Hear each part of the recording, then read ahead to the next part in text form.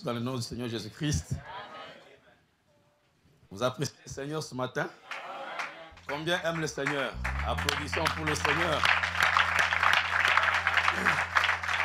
Et j'ai aussi été informé que les frères de Pointe-Noire et de Brazza sont connectés. Que Dieu vous bénisse là-bas. À Brazzaville, si ceux de l'Irlande aussi sont connectés, parce qu'on m'a dit qu'il y avait beaucoup de neige. Je n'étais pas trop sûr d'aller à l'église. Tous ceux qui sont connectés, les élèves, les étudiants au Sénégal ou au Cuba, que Dieu vous bénisse richement. Et nous sommes très heureux d'être dans la maison du Seigneur ce matin. Précieux le Seigneur. Et je crois que ce matin, Dieu va nous bénir. Vous n'êtes pas sûr? Si je n'étais pas sûr, je n'allais pas venir ce matin ici. Je suis tellement convaincu que vous allez être bénis. Vous allez sortir d'ici avec des instruments pour paralyser le diable. Amen. Vous avez été choisi par Dieu pour être bénis. C'est votre droit, n'est-ce pas? Que Dieu vous bénisse. Sans tarder, nous allons ouvrir nos Bibles.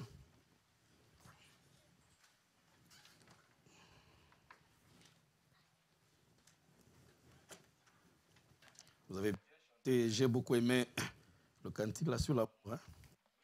Mon cantique. Car chanté très bien ici.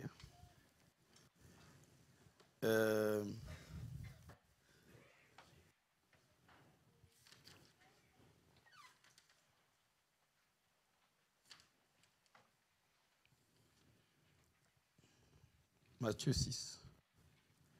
Une écriture très très connue. Prions le Seigneur. Éternel Dieu des armées, créateur des cieux et de la terre, donateur de tout excellent, merci encore une fois pour nous avoir donné le privilège de nous être dans ta face.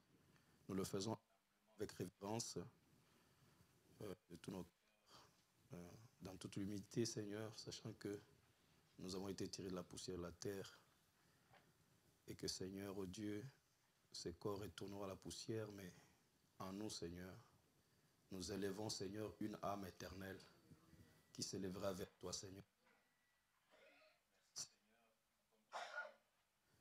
Que c'est toujours un privilège pour un mortel d'incliner sa tête, de fermer ses yeux et d'ouvrir son cœur pour parler à un Dieu immortel. Merci. Alors que ce matin, nous avons chanté, tu vois combien des belles voix de ton peuple sont montées vers toi dans les louanges d'ensemble, l'adoration ensemble, les cantiques spéciaux, les musiciens, conducteurs des chants.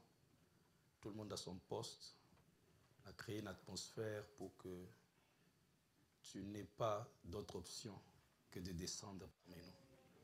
Et ce dont nous sommes sûrs que tu es là, que tu es déjà parmi nous, Père, pour prendre le contrôle et de nous aider, Seigneur. Que personne ne quitte cet endroit tel qu'il est entré. Que chaque problème qu'il y a dans le cœur de chacun ici soit résolu aujourd'hui au travers de la parole. Que l'instrument, l'outil de ta parole puisse, Seigneur, faire le travail. Équipe ton peuple des outils de la parole qui vont sincèrement, Seigneur, détruire le diable, paralyser le diable dans leur vie, Seigneur. Nous nous confions entre tes mains, confions le pasteur entre tes mains et te remercions de sa guérison totale. Merci. Bénis ceux qui sont à Brazzaville, à Paul-Fetcher, à Pointe-Noire et partout les gens sont connectés. Là-bas, Seigneur, si le frère Christian est connecté, bénis les Seigneurs, n'importe où ils sont, Père. Nous les confions entre tes mains, nous croyons qu'ensemble tu vas nous bénir. Mets-moi de côté, Seigneur, paralyse mes sens et que tu parles à ton peuple. Dans le nom de Jésus-Christ. Amen. Matthieu 6, 33, 10.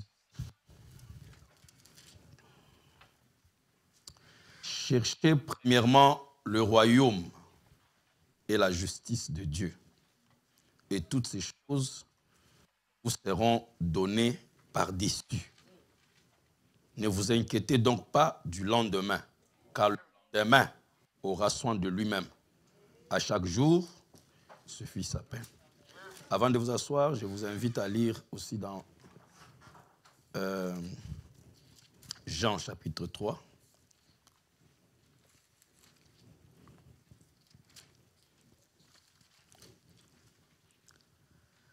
Verset 1. Mais il y eut un homme d'entre les pharisiens nommé Nicodème, un chef des pharisiens, qui vient lui auprès de Jésus de nuit et lui dit, Rabbi, nous savons que tu es docteur venu, car personne ne peut faire ces miracles que tu fais si Dieu est avec lui.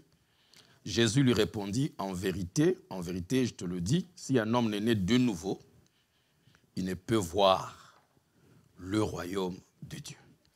Nicodème lui dit, comment un homme peut-il naître quand il est vieux? Peut-il rentrer dans le sein de sa mère et naître? Jésus répondit, en vérité, je te le dis, si un homme ne naît d'eau et d'esprit, de Dieu, ce qui est né de la chair, qui est né de l'esprit, d'esprit. Ne t'étonne pas que je t'ai dit, il faut que vous naissiez de nouveau. Le vent souffle où il veut, et tu en entends le bruit, mais tu ne sais d'où il vient ni où il va. Il en est ainsi de tout homme qui est né de l'esprit.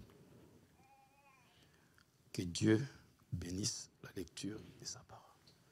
Vous pouvez vous asseoir.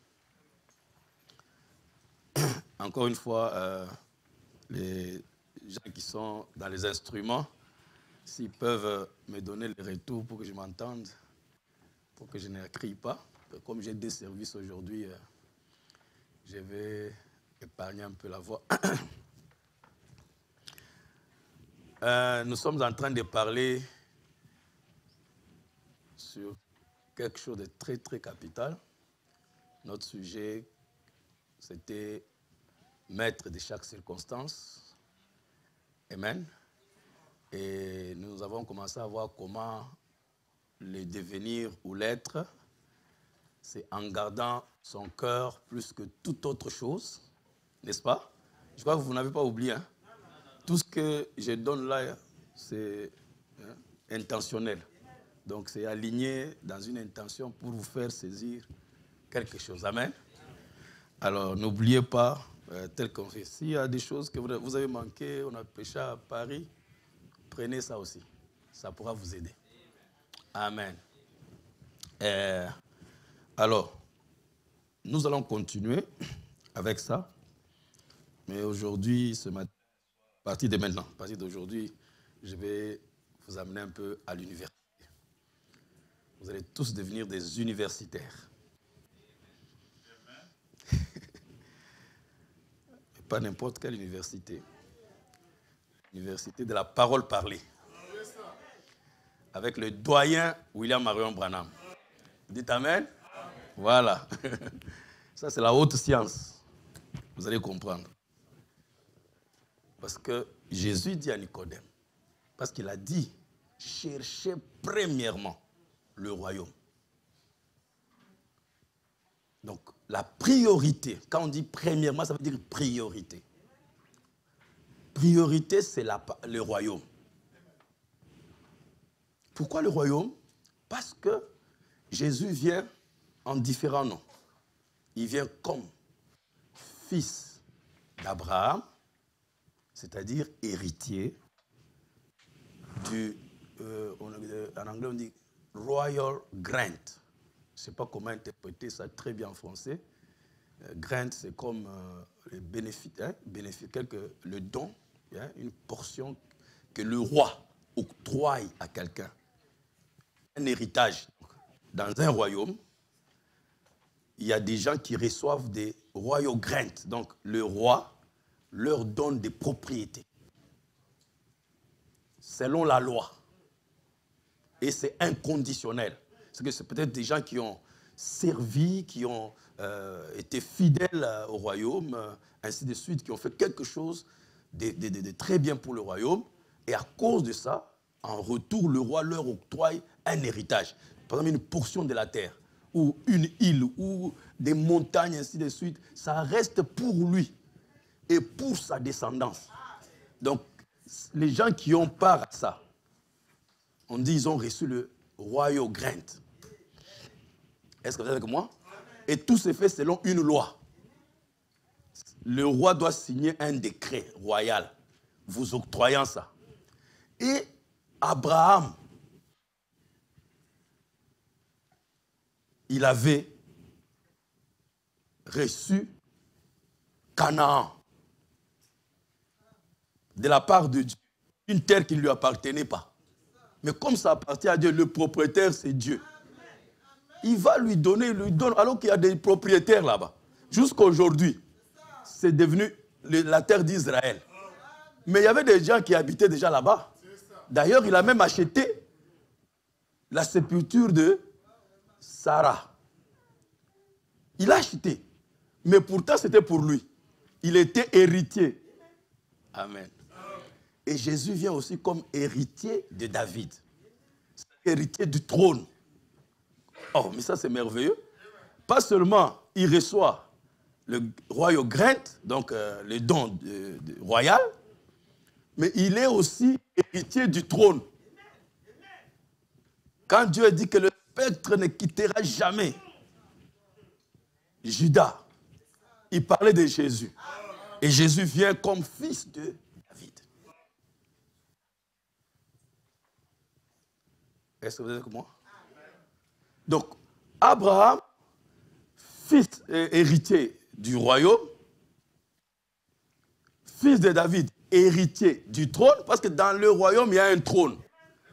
Pas seulement il donne la portion royale, il donne aussi le trône. Donc, il devient roi. Il vient aussi en tant que fils de l'homme, héritier de la terre. Parce que la terre appartenait à l'homme. N'oubliez pas ce qu'on a vu, hein, c'est ici ou bien à Paris, je ne sais pas.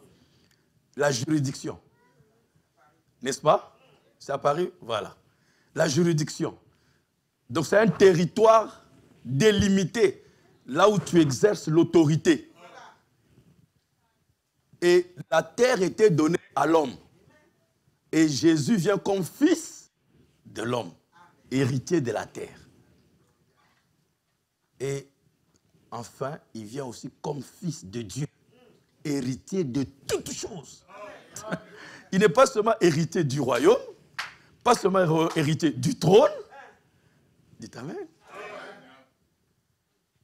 Pas seulement héritier de la terre, mais il est héritier de tout. Ah, mais ça c'est grave. Donc spirituel, physique, tout mélangé. Et tous ceux qui sont conduits par l'Esprit de Dieu sont appelés fils. Donc quand tu es appelé fils de Dieu, ça veut simplement dire héritier de tout. Est-ce que vous pouvez comprendre ça? Qui peut dire Amen? En Jésus, vous êtes devenus fils de Dieu. Par adoption. Vous êtes fils de Dieu. Pas seulement fils de Dieu, vous êtes aussi co-héritier.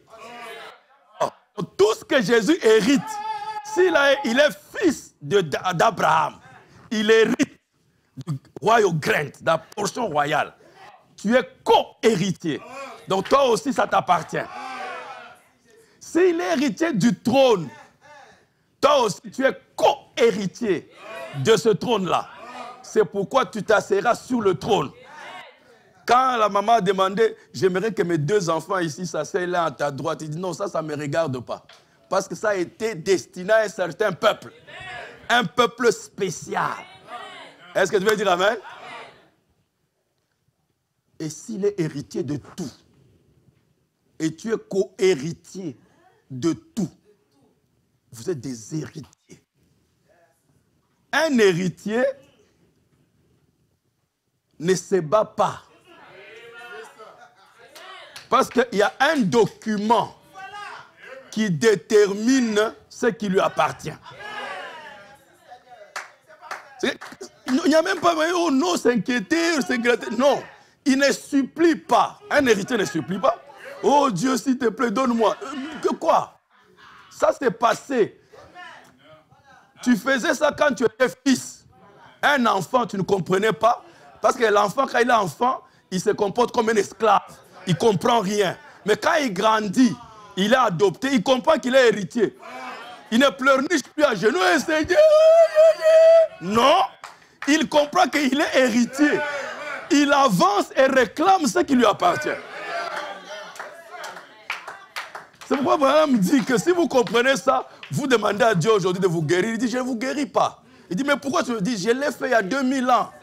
Tout ce que tu as à faire, c'est accepter, avance, prends ta guérison et vas-y. Je vais vous enseigner comment vous guérir vous-même. Vous avez ça. Vous n'avez pas besoin que je vous impose les mains. Je vais vous donner les instruments de guérison. Dites Amen. Vous êtes héritier. Vous êtes héritier. Il est vrai qu'un temps, on vous a imposé les mains, on a prié pour vous. C'est vrai, c'est bon. Mais pour un temps. Mais quand vous arrivez à la maturité, maintenant, on vous ouvre les yeux. On dit non, voilà votre vraie position. On vous a seulement aidé quand vous grandissiez. Dites Amen. Maintenant, vous êtes devant la tente. Moi, en tant que pasteur, je ne peux plus entrer dedans avec vous. Parce que dans la tente, il n'y a que 2 places. Dieu et toi. Il n'y a pas une 3e place. Donc moi, j'étais amené jusqu'à la porte. Arrivé à la porte, je te pousse. Et tu vas te rencontrer toi-même avec lui. Mon travail s'arrête à la porte. La tente, dites Amen.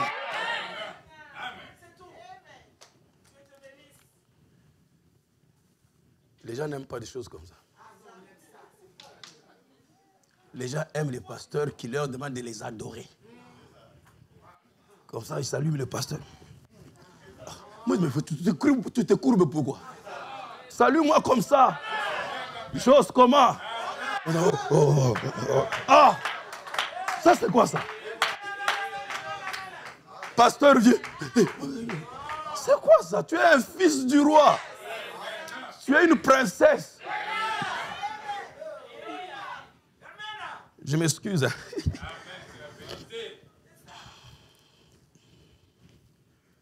Dites Amen. Non, vous devez comprendre que vous êtes des fils de Dieu. Vous êtes des enfants de Dieu. Alors, il dit à Nicodème, tu dois naître de nouveau. Parce que si tu n'es pas de nouveau, tu ne peux pas ni voir, vous voyez, ni entrer. Parce que l'entrée dépend de voir. Parce que si tu ne vois pas, tu vas entrer comment? Si tu ne vois pas la porte, tu vas entrer où?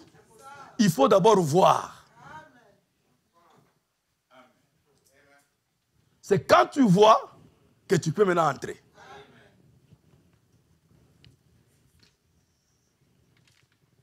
Il cherchait premièrement le royaume. Et il dit à Nicodème, voilà comment tu peux entrer dans le royaume. Comment tu peux trouver le royaume. Maintenant, j'aimerais que vous compreniez ceci. Pourquoi Jésus a dit à Nicodème, tu dois naître de nouveau.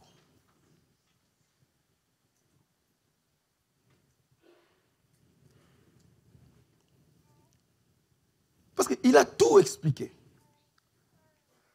Et frère Branham va nous dire que si Jésus a dit à Nicodème de voir le royaume, c'est parce que Nicodème avait été bloqué dans les traditions des anciens. Les traditions des anciens, c'est les interprétations de la parole selon les anciens qui ne sont pas l'interprétation de Dieu. Vous entendez beaucoup de gens dire non, Dites ce que disent les bandes.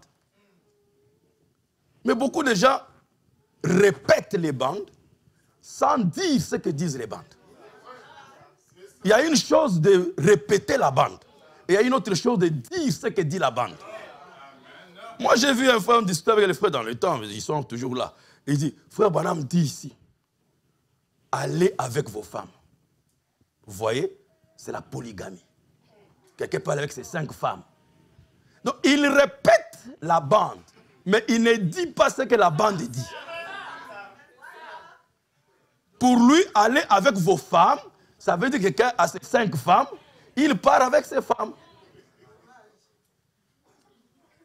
Mais ça, tu répètes la bande, mais tu ne dis pas ce que dit.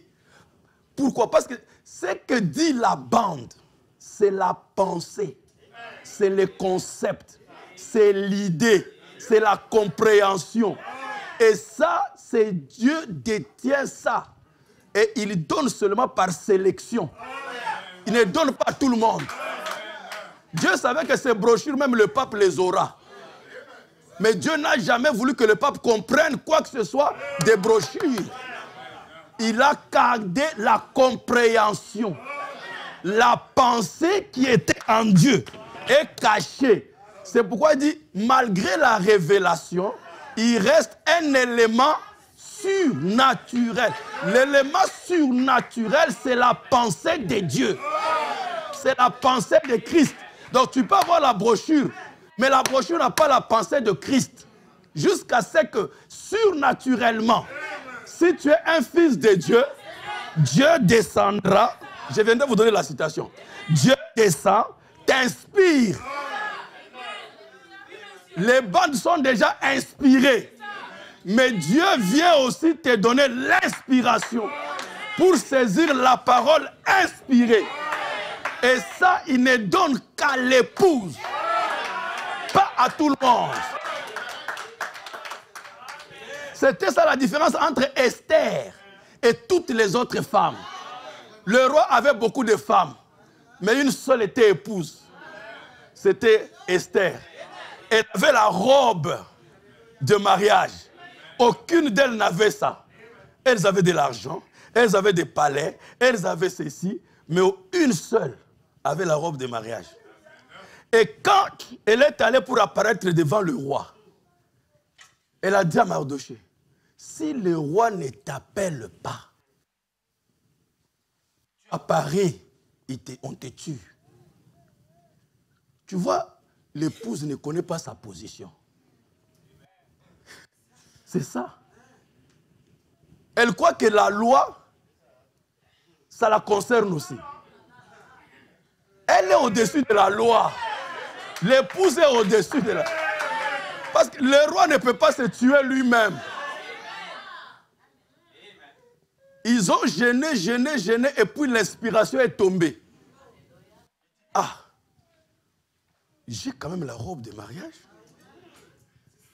Si elle était partie avec la robe de soirée, c'était sa mort. Là, il n'y a pas besoin de robe de soirée. Même si la robe de soirée est jolie comment. Elle montre tout le dos ici. Et tout ça, les seins sont dehors. Tu vas mourir. Elle a eu l'inspiration qu'ici, pour être vivant, il faut la robe de mariage.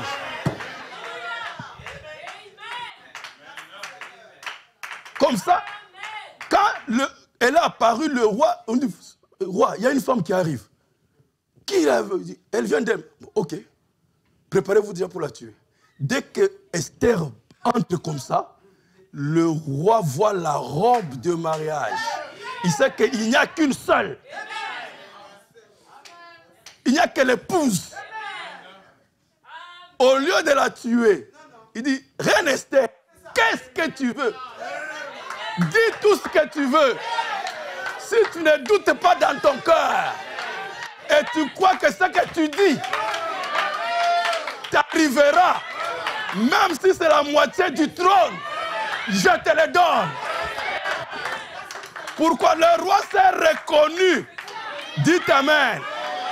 Vérifiez que l'Église, peu importe qu'ils expliquent bien la Bible, qu'ils parlent bien, Tommy Osborne, Oral Robert, Billy Graham, T.D. Jakes, dites-moi qui a parlé de 7 sceaux. Il n'y a qu'une église sur la terre qui croit dans les 7 sceaux. C'est l'épouse du temps de la fin. Sous le ministère de Malachie 4, la robe de mariage, personne d'autre n'est là. Ils peuvent bien prêcher, mais personne ne touchera les 7 âges de l'église. Personne ne vous parlera sur... Dites Amen. Qui est le ministre sur la terre qui dit que Paul est le premier messager? Allez dans toutes les églises. Vous écouterez la Bible de la Genèse à l'Apocalypse. Jamais on vous dira que Luther était un messager. Ils croient qu'ils sont des réformateurs. Mais personne ne peut vous dire que Wesley est un messager. Mais vous allez chez une épouse. C'est ça son langage. C'est ça son habit. Elle est habillée de la parole parlée. Et l'époux reconnaît parmi toutes les femmes une seule. C'est pourquoi il dit, pourquoi crier?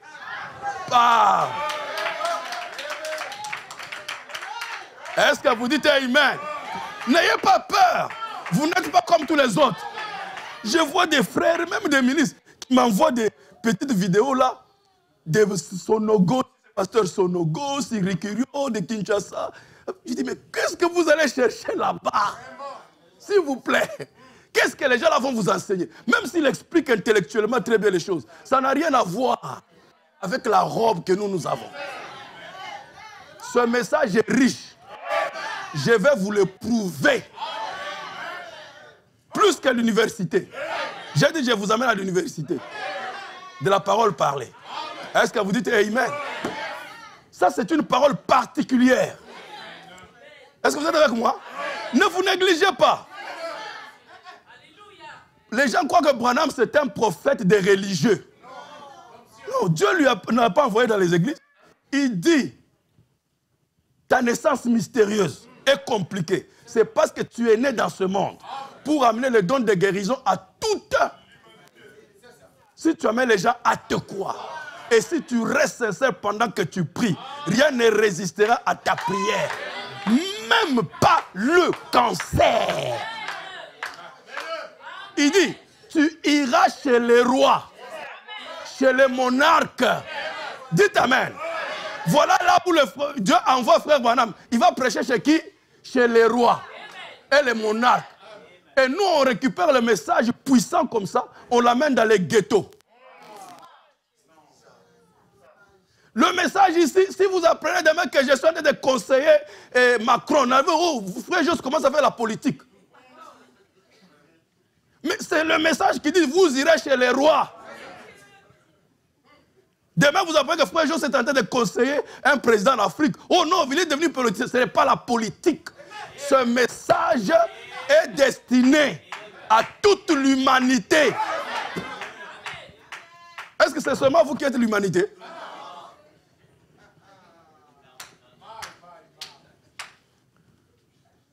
Mais écoutez-moi. S'il n'y avait pas José d'Arimathée, est-ce que la parole de Dieu allait s'accomplir? La parole dit que Jésus devait être enterré dans une sépulture des riches. Dites-moi dans l'église à qui était riche. Donc Jésus meurt, ce soir-là, on allait l'enterrer où?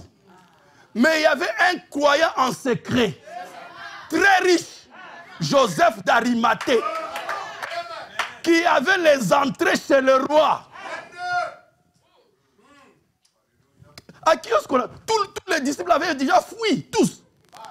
En commençant par le pape, Pierre. Il était déjà parti. Mais qui allait avoir le courage même d'aller demander de prendre le corps? Mais il y avait un croyant qu'on ne reconnaissait pas, qui était parmi des riches. Dès qu'il est allé chez le roi dit, oh, Joseph, qu'est-ce qu'il dit? Il dit, non, je suis venu prendre le corps de mon maître. Oh, tu es aussi de cette religion? Il dit, oui. Ah, mais ok, comme c'est toi, Joseph. Vas-y. Maintenant, tu vas faire comment? Non, tu vois ma sépulture là. C'est là, on va. Il dit, fais tout. Parce qu'il y avait un riche.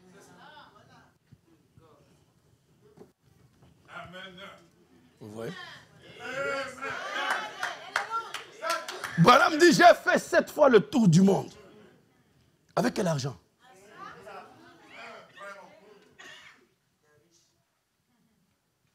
Il y a des frères qui payaient la dîme de 2 millions de dollars. Chèque 2 millions. Donc, le message ne l'amenez pas dans un ghetto. Ce message est tellement puissant. J'ai troublé des grands messieurs avec ce message. Des universités. J'ai posé une petite question. Paf, toute la réunion est finie. S'arrête. Il y a des gens qui me demandent, où est-ce que tu as appris ça? Tu as fait la formation où? Dans quelle université? J'ai dit non, UPR. Ah, UPR, oh là là. C'est la fois que j'ai dit, Université de la parole révélée. Amen. Êtes-vous avec moi? Alors, j'aimerais que vous compreniez quelque chose. On a 2 réunions. Hein? Jésus dit que tu dois naître de nouveau. Et frère Branham dit, voir veut dire comprendre. Il dit, si tu ne nais pas, tu ne vas pas comprendre. Écoutez. Êtes-vous avec moi? Il dit ceci. Voilà ce qu'il faut faire. Lorsque, et c'est dans, vous aimez les références, non? Dans l'appel d'Abraham, de 55, le 16, 11. Alors, au paragraphe 29, si vous ne retrouvez pas ça, le même paragraphe en français, ce que j'ai traduit à partir de l'anglais, alors il dit ceci. Voilà ce qu'il faut faire. Lorsque Dieu le dit, voyez, un chrétien ne fait pas des estimations, ni ne regarde aux choses qu'il voit. Vous ne voyez pas avec vos yeux, de toute façon. Donc quand vous regardez là, tout le monde, vous voyez comment nous on se trompe, que quand nous regardons, ah, je vois. Non, là tu regardes. Mais quand tu vois, voir, c'est une opération interne. J'ai dit, je vais vous amener à l'université. Hein? J'ai déjà commencé. Donc, vous regardez avec les yeux. Vous me regardez, non? Mais vous ne me voyez pas. Vous me photographiez, pouf, mais vous me voyez à l'intérieur. Parce que je n'entre pas à l'intérieur de vous. Ce qui entre à l'intérieur de vous, c'est une lumière. Modulation des lumières. Vous envoyez une lumière. La lumière sort de vous-même. Et quand elle vient, quand il y a le vide, la lumière que vous projetez part.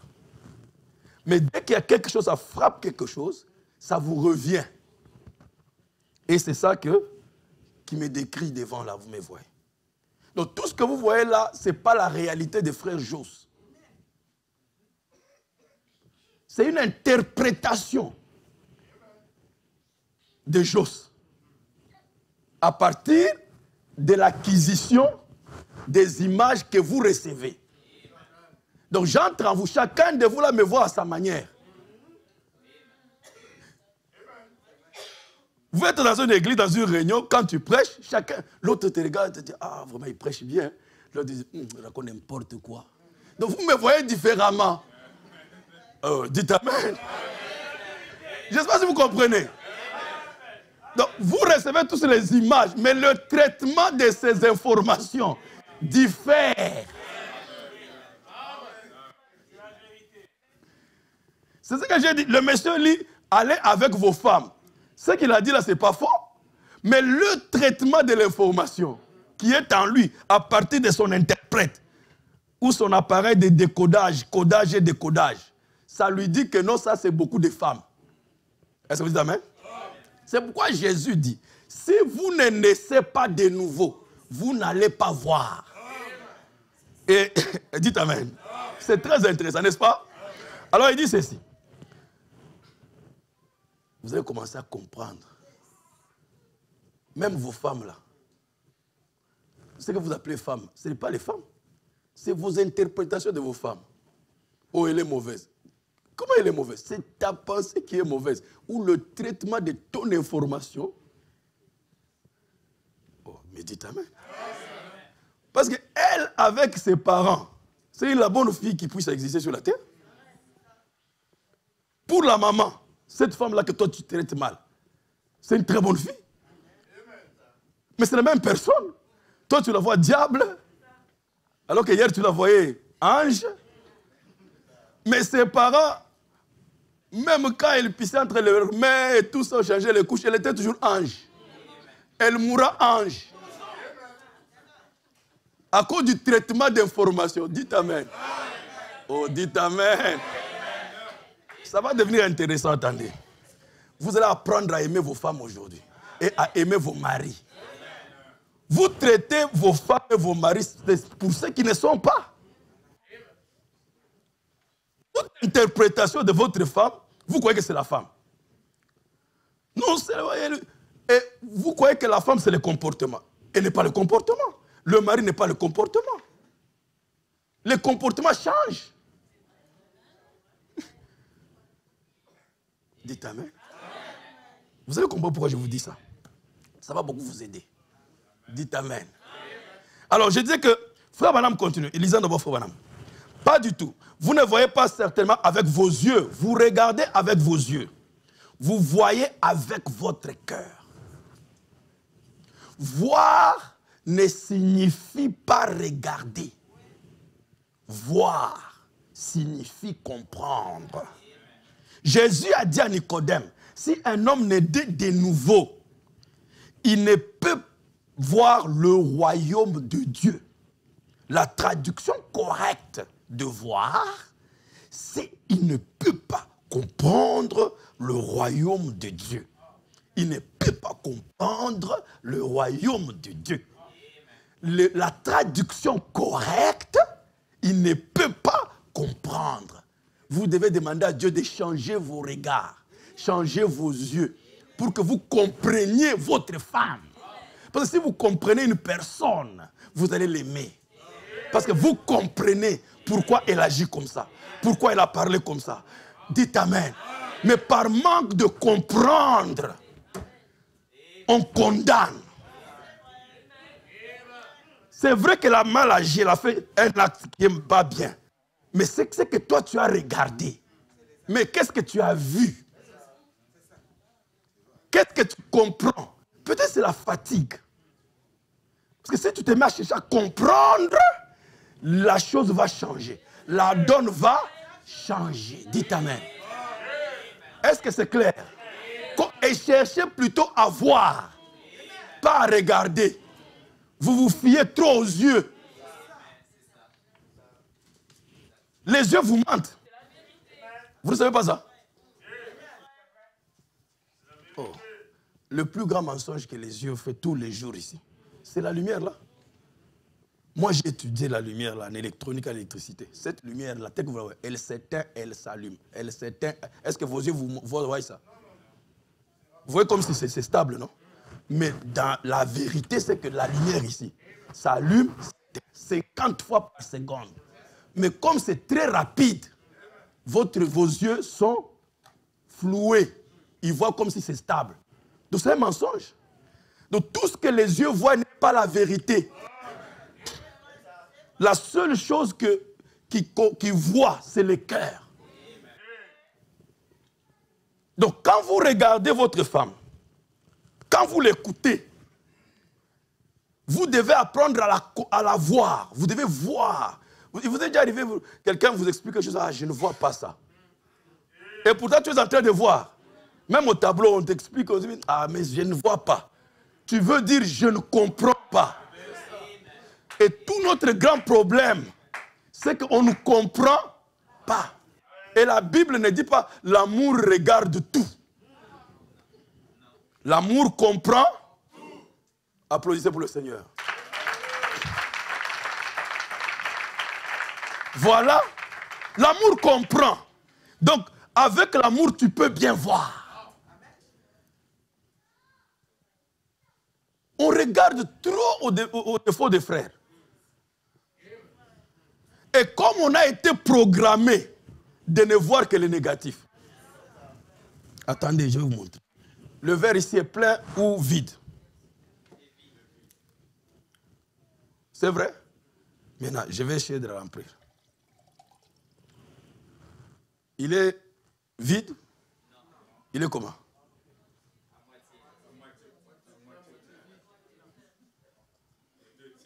Voilà. Vous avez entendu déjà les gens? Quelqu'un a dit à moitié vide. Et un autre a dit à moitié plein. Donc c'est la programmation. Il y en a qui sont habitués à... Lui, quand il regarde, il voit le vide. Il ne voit pas ce qui est déjà là. Vrai ou faux? C'est la programmation. Et vous remarquerez que dans votre vie, vous ne regardez que le négatif. Jamais tu regardes ce que tu fais de bien. Oh, vrai ou faux? Combien veulent être heureux? Je ne vois pas les mains. Il y en a qui ne veulent pas être heureux. Voulez-vous que je vous donne le secret? Ok. Soyez prêts. Donc, vous voyez que quelqu'un dit, oh, si je prends, vous allez voir, vous connaissez déjà peut-être ces expériences, je prends une feuille blanche, blanche, je mets un point ici. Je demande, qu'est-ce que vous voyez? Tout le monde va dire, le point. On ne voit pas, non, on voit une grande feuille blanche avec un petit point. Non, on va dire, on va seulement voir le point. Donc, l'homme dans sa vie, il est programmé comme ça. Il peut voir du blanc, beaucoup de blanc, mais dès que tu fais une petite tache, c'est fini, ça gâche votre amitié. Tu peux donner des choses à quelqu'un, tu donnes de l'argent, tu donnes ceci. Le jour où tu dis un petit mot déplacé, le petit là annule tout. C'est la programmation. Qui peut dire Amen? C'est pourquoi Jésus dit, vous devez naître, vous devez changer la manière de voir.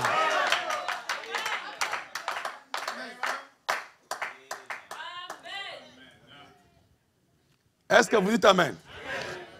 Vous avez tous dit que vous voulez être heureux. C'est ce que j'ai retenu. Alors suivez bien. Il dit ceci. Jésus dans Nicodème, il ne peut pas comprendre. Quelqu'un peut faire quelque chose et vous montrer cela. Je ne le vois pas. Vous regardez cela, mais vous ne le comprenez pas. Et vous ne saurez jamais ce que c'est le royaume de Dieu jusqu'à ce que vous naissiez de nouveau. C'est à ce moment-là que vous comprendrez ce que c'est. Donc, c'est moi quand tu es changé. C'est pourquoi je vous ai dit que repentez-vous veut dire changer sa manière de penser. Parce que quand on dit que tu vois avec le cœur, c'est quelque chose qui va directement dans le cœur, dans la pensée. Donc, le voir, c'est une opération mentale du cœur. Parce que le cœur aussi pense. L'homme est tel que les pensées de son cœur. Qui peut dire Amen? Qui peut dire Amen? Donc, vous voyez que c'est quelque chose qui se passe au niveau interne. Alléluia.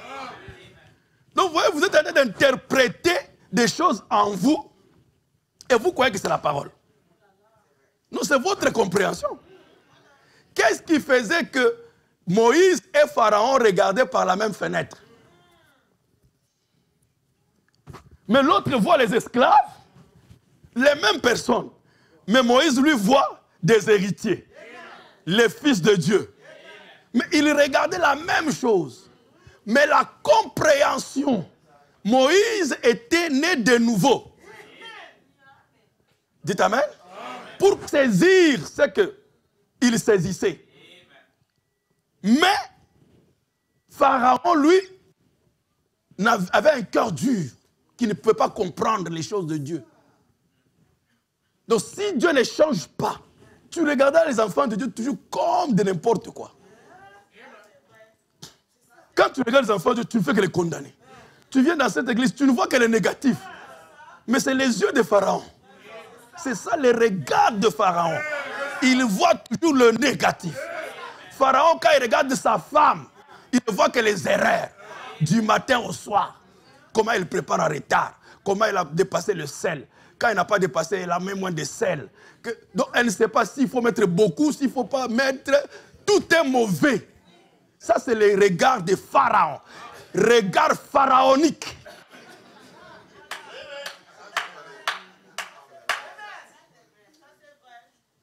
Dieu veut que vous ayez le regard de Moïse. Moïse voyait les gens avec la boue, la saleté sur tout le corps, avec des habits déchirés, mais il voit dans ça des potentialités, des capacités de quelqu'un. Alléluia. Quand vous regardez votre femme, malgré les erreurs, mais vous voyez que derrière ça, il y a des capacités de faire sortir une meilleure femme. C'est ça que Dieu a fait. Et vous êtes à son image. Quand l'écrivain a vu le chaos sur la terre, mais Dieu vit que cela était le chaos et l'obscurité. Et Dieu vit que cela était... Parce que Dieu ne regardait pas l'obscurité. Il regardait ce qui était derrière l'obscurité. Il voyait le jardin qui était couvert. Quand Dieu vous regarde, il ne voit pas vos péchés. Il regarde le jardin qui est caché là-bas. C'est pourquoi il est en train de planer sur vous. Il ne peut pas vous quitter jusqu'à ce que le jardin sorte. Alléluia. Dieu ne s'occupe pas de vos erreurs, de vos faiblesses. Non. C'est ça qui a fait que vous allez voir. C'était ça la différence entre Jésus et les pharisiens. Je vous dis la vérité. Vous ne me croyez pas? C'était ça la différence entre Jésus. Parce que quand Jésus a été baptisé du Saint-Esprit, donc il a reçu le Saint-Esprit en lui. Directement, il est allé au désert. La Bible dit, amené par l'Esprit pour être tenté. Quand Jésus a reçu, il ne pouvait pas aller directement dans les champs de mission, parce qu'il lui fallait la puissance. Or, Dieu sait que la puissance sans caractère est satanique. Donc, il fallait tester Jésus pour voir s'il avait le caractère, pour manipuler la puissance qu'il va avoir. Les gens, troisième poule, avec la haine que tu as, mais tu vas faire disparaître les gens.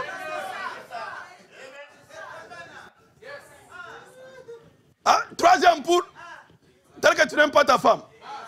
Oh, tu vas le faire disparaître. Est-ce que vous êtes avec moi? Il faut du caractère. C'est pourquoi Jésus est parti au désert. Testé, tenté de toutes les manières.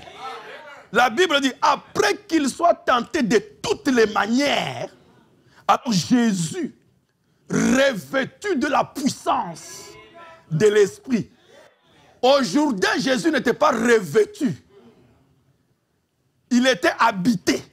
L'Esprit est entré en lui.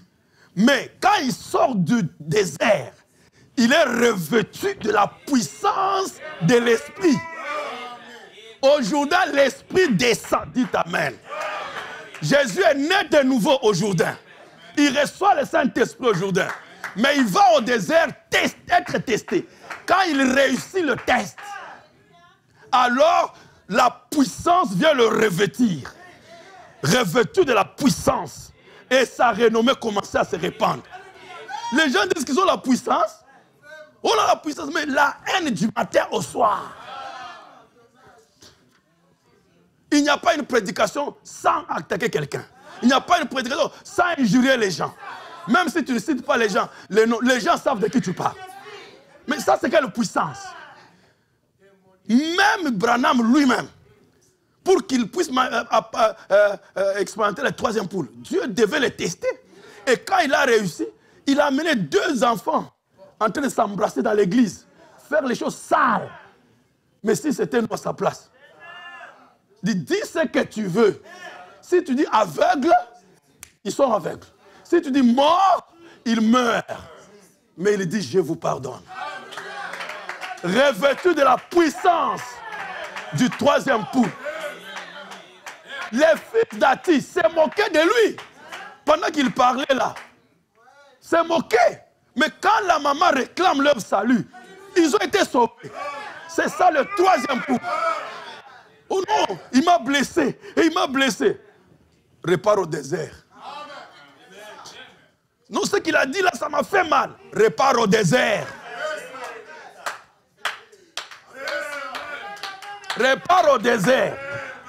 Tu n'es pas encore prêt pour la puissance. C'est pourquoi dès qu'on dit quelque chose,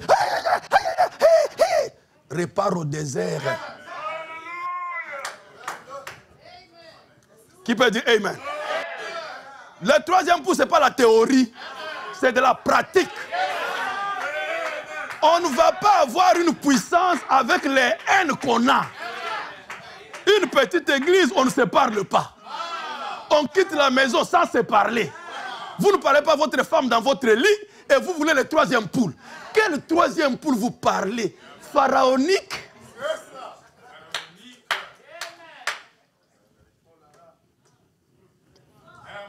Je crois que vous allez toujours m'aimer. Hein?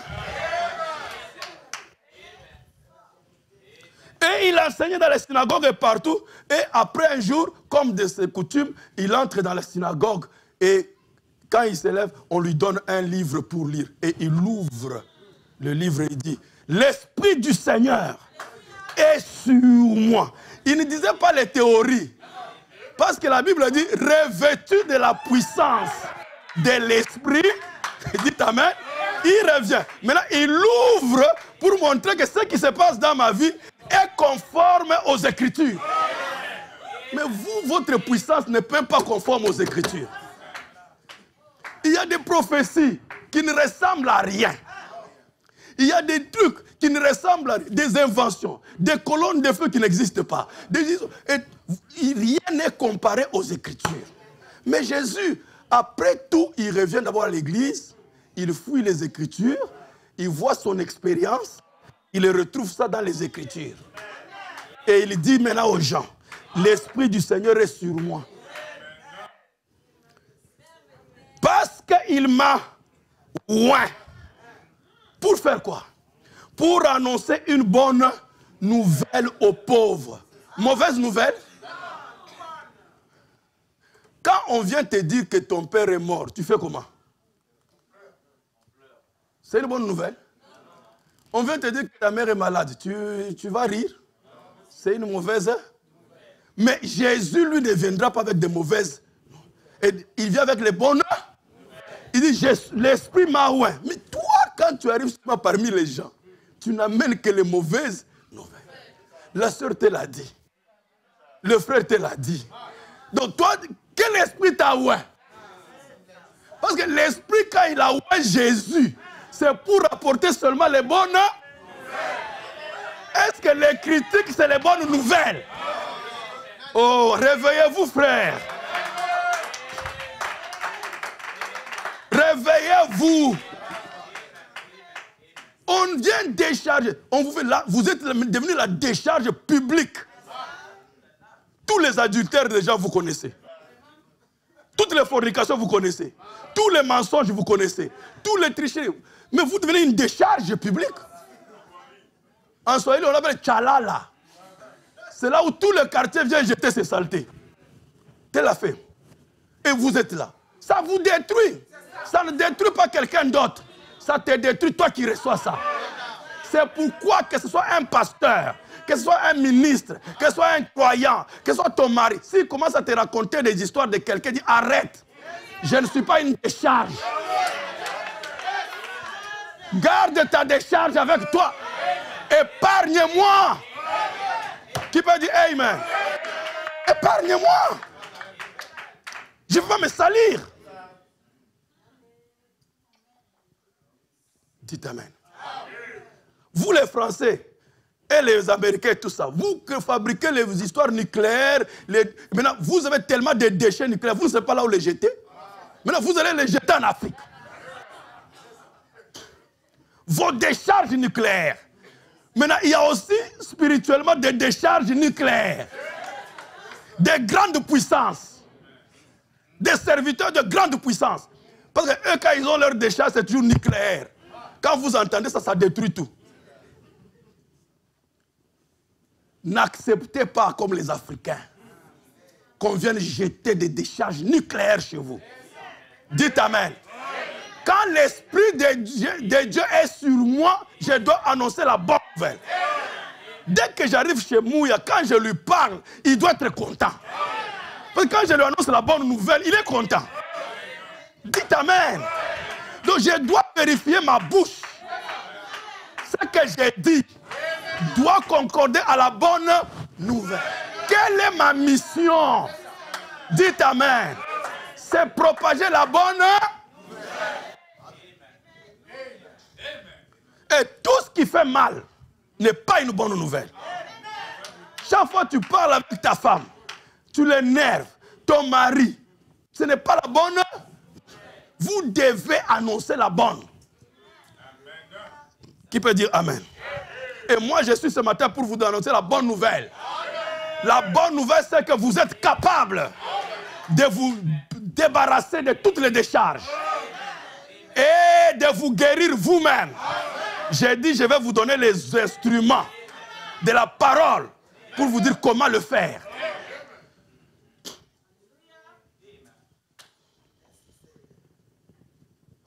Il m'a envoyé pour guérir ceux qui ont le cœur brisé.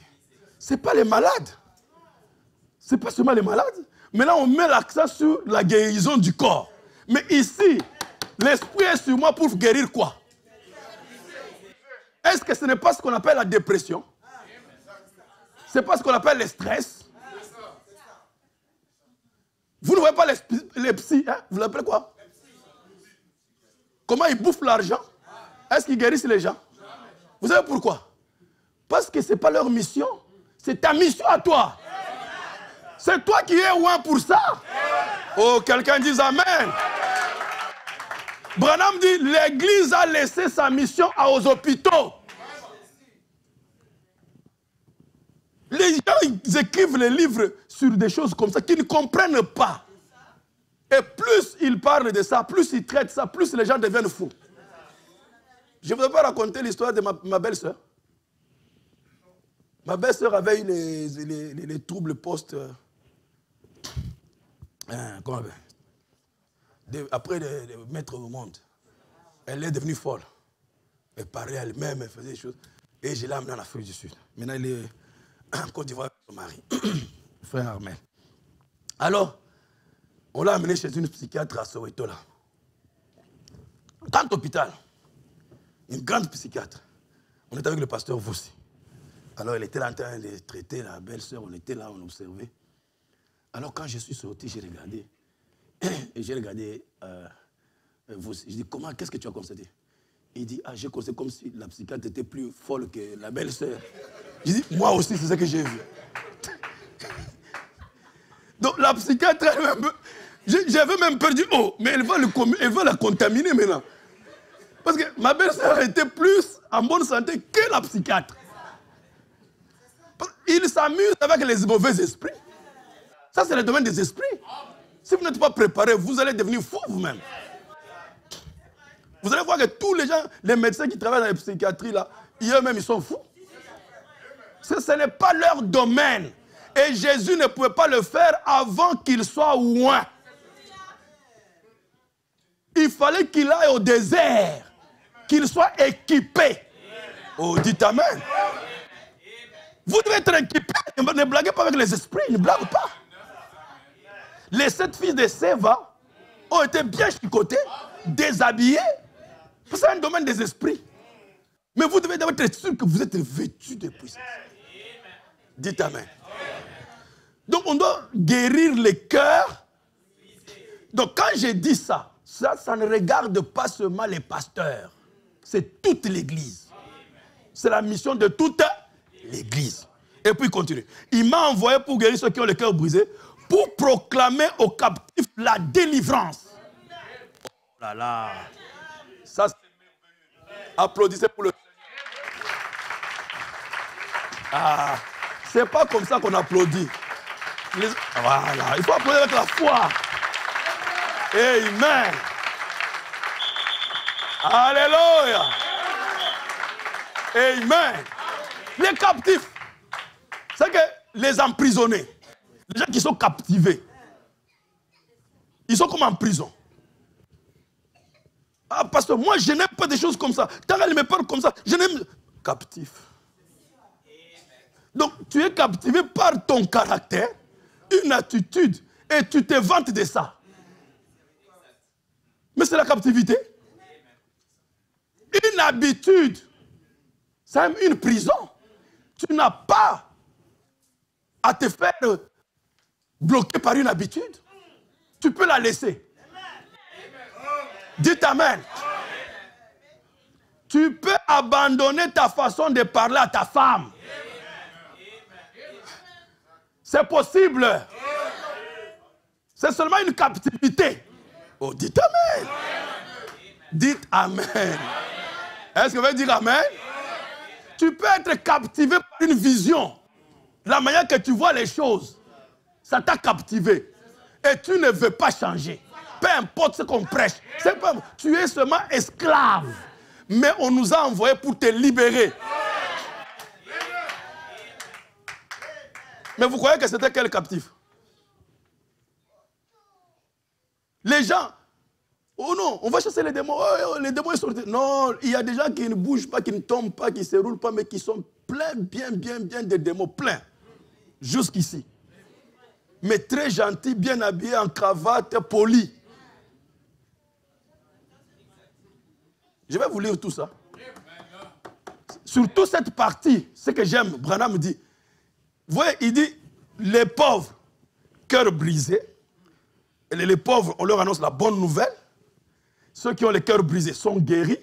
Mais les captifs sont libérés. Et Branham dit, ce n'est pas les pauvres ou les illettrés. Il dit, ce sont les gens éduqués qui doivent être libérés de la captivité. Combien sont éduqués ici? Ah, Branham dit, c'est vous qui devez être libérés. Parce que les études nous ont tous dérangés. Et Branham dit, on vient nous libérer. Qui veut dire Amen? On vous libère de votre manière de penser, de considérer les choses. On vous êtes libérés, frère. Amen. La manière que vous considérez les choses, la manière que vous voyez les gens, vous devez être libérés. Et dit, pour proclamer aux captifs la délivrance et aux aveugles le recouvrement de la vue, pour renvoyer libres les opprimés. Donc il y a des gens qui sont dans l'oppression, opprimés par les problèmes, opprimés par les situations, opprimés par les sentiments, opprimés par le passé, opprimés par beaucoup de les dettes, les factures impayées. Tous ces opprimés-là doivent être libérés. Je suis loin pour ça. Qui peut dire Amen? Pour publier une année de jubilé.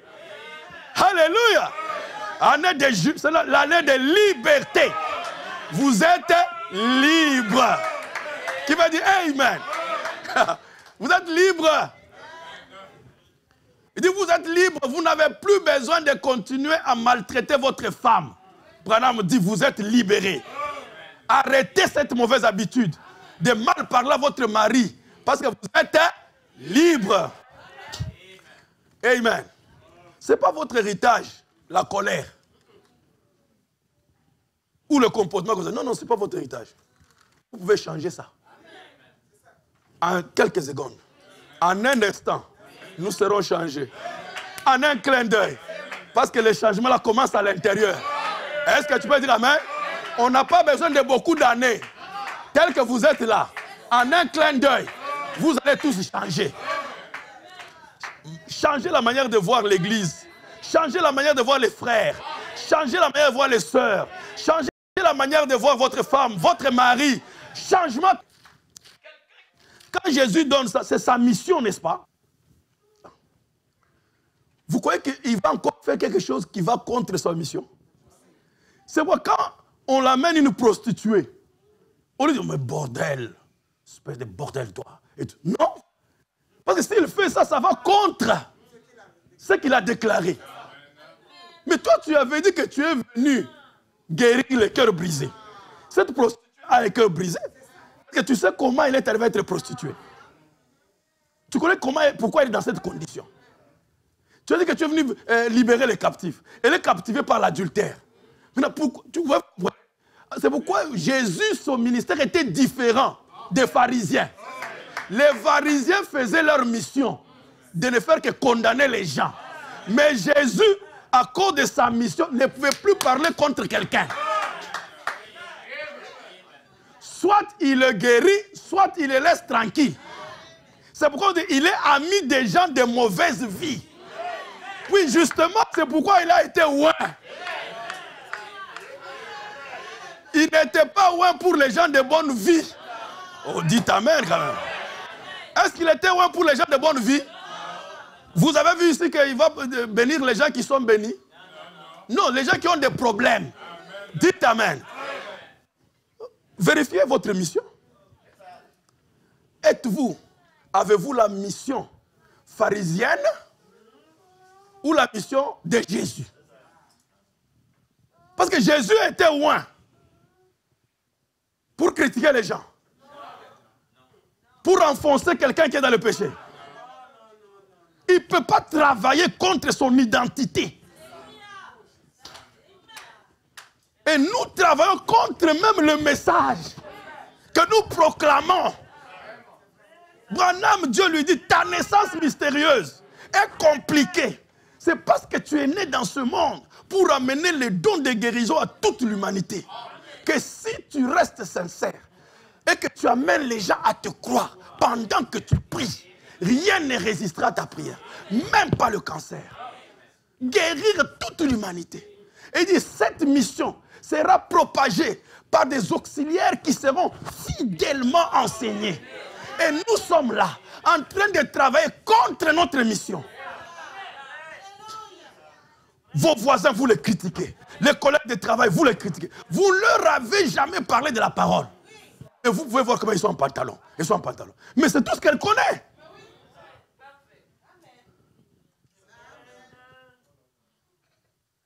Et vous allez voir Branham avec une femme en pantalon en photo. Vous allez dire quoi? Si seulement vous me voyez moi avec une femme en pantalon, mais c'est fini. Ça va sur le Facebook. Qu'est-ce qu'on vous disait? Il est là, voyez vous-même. Mais nous avons la photo de Branham avec une femme en pantalon. Branham a été interprété par une femme en Suisse, non? Mais moi, vous allez me voir dans une église de dénomination de prêcher, une femme m'interprète, mais ça sera grave. Vous allez m'envoyer en enfer sans escale. Lui ne passe même pas par le purgatoire, direct enfer.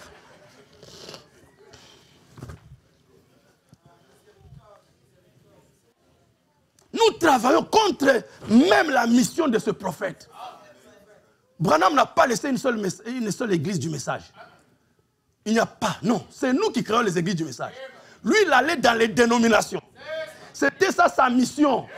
Et nous aussi, notre mission, c'est le monde. Si l'année prochaine, vous n'amenez pas un croyant dans cette église, vous avez péché. Vous ne savez pas ça? Malgré vos longues jupes, vos longues robes, vos longs cheveux, si vous n'amenez pas une âme à Christ, c'est une vie de péché. Je vais vous lire ça, ce sont des citations. Certains ont déjà lu ça. Est-ce que vous pouvez dire Amen? Ne travaillez pas contre votre propre mission. Soyez tellement salés que les gens vont chercher à découvrir qu'est-ce que vous croyez. Qu'est-ce qui vous rend si gentil? Qu'est-ce qui vous rend si bon comme ça? Qu'est-ce qui vous rend si doux, si douce? Je vais découvrir. Où est-ce que vous allez?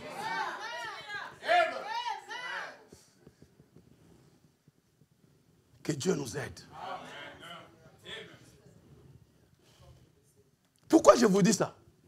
Parce que non, ça c'était, frère, tu lis, ça c'était Jésus. Non, ce n'était pas seulement Jésus. Dans Acte 10, non, dans Romains 8, il dit, Romains 8, 10. Et si Christ est en vous, le corps il est vrai. Je vais lire ça. J'aime beaucoup cette Bible. Parce que je peux la lire sans lunettes.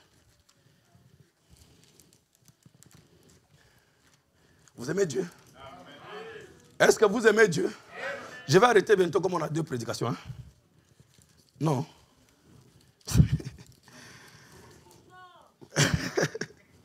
Romains 8. Non, ce n'est que le début, ce n'est pas encore bon. Ça va être bon. Attendez, vous allez voir. 8, verset 10. Il dit, si Christ est en vous, le corps, il est vrai, est mort à cause du péché, mais l'esprit est vie à cause de la justice. Et si l'esprit de celui qui a ressuscité Jésus d'entre les morts habite en vous, celui qui a ressuscité Christ d'entre les morts rendra aussi la vie à vos corps mortels par son esprit qui habite en vous. Donc vous voyez, Paul dit, si le même esprit, quel esprit? L'esprit du Seigneur est sur moi. Il m'a oint. Et Paul dit, si le même esprit habite en vous, mais s'il habite en vous, il va faire quoi? La même chose. Qui peut dire amen? Qui peut dire amen? Qu'est-ce qu'il faisait? Actes chapitre 10, venez.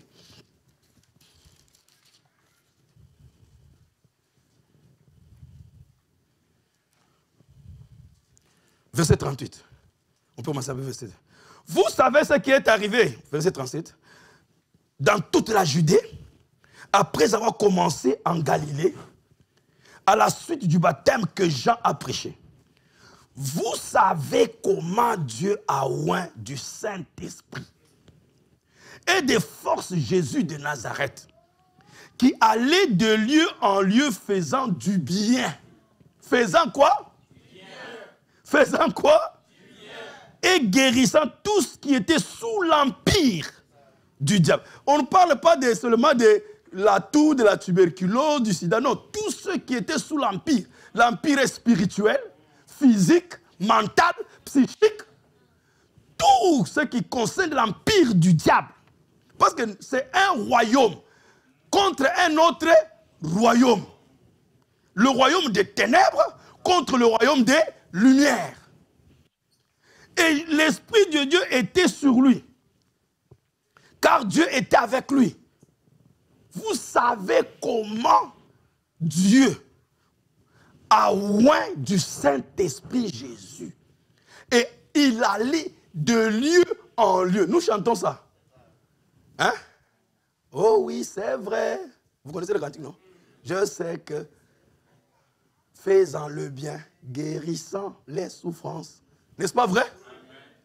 Mais vous, dès que vous arrivez quelque part, c'est dégâts matériels.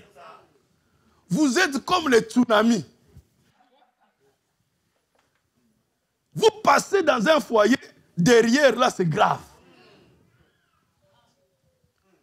Vous passez dans une église, tsunami, vous laissez derrière. Non, Jésus, lui, quand il passe quelque part, il part, mais tout le monde ne fait que sourire. Oh, il est où? Et les gens commencent à le pourchasser. Parce que c'était tellement trop bien d'être avec lui. Parce qu'il ne faisait que du bien. Toi, tu vois quelque part, c'est critiquer le pasteur, critiquer les diacres, critiquer les cantiques. Il n'y a que toi qui es bien. Tu passes quelque part, tu détruis tout, tu méprises tout. Non, mais tu es loin de quel esprit? Soyons sérieux. Quelle Bible nous lisons? C'est la même Bible, hein? Je vous pose la question, c'est la même Bible? Si on demande, vous avez reçu le Saint-Esprit? Oui, oui, j'ai le Saint-Esprit. Maintenant, regardez ce que le Saint-Esprit fait sur Jésus. Même pas d'abord sur Pierre, sur Jésus. Donc quand l'Esprit t'est loin, la première réaction, c'est faire du bien. Donc quelqu'un, dites Amen. Tu passes ici, tu divises l'église, tu brises les gens, tu fais sortir les croyants, tu prends le téléphone, c'est faire sortir les croyants des églises. Est-ce que c'est le bien?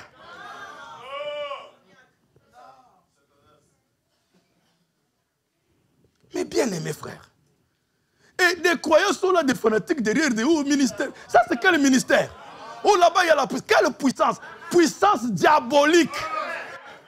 Parce que Dieu a dit à Jésus, ah, bien que tu as la nouvelle naissance, ce n'est pas suffisant. Va d'abord au désert. Va d'abord au désert. On va s'occuper de toi là-bas. Dites Amen. Et lui, il est notre exemple. Si lui, Dieu fait chair, devait aller au désert pour être testé. Dites Amen. Avant d'être rempli.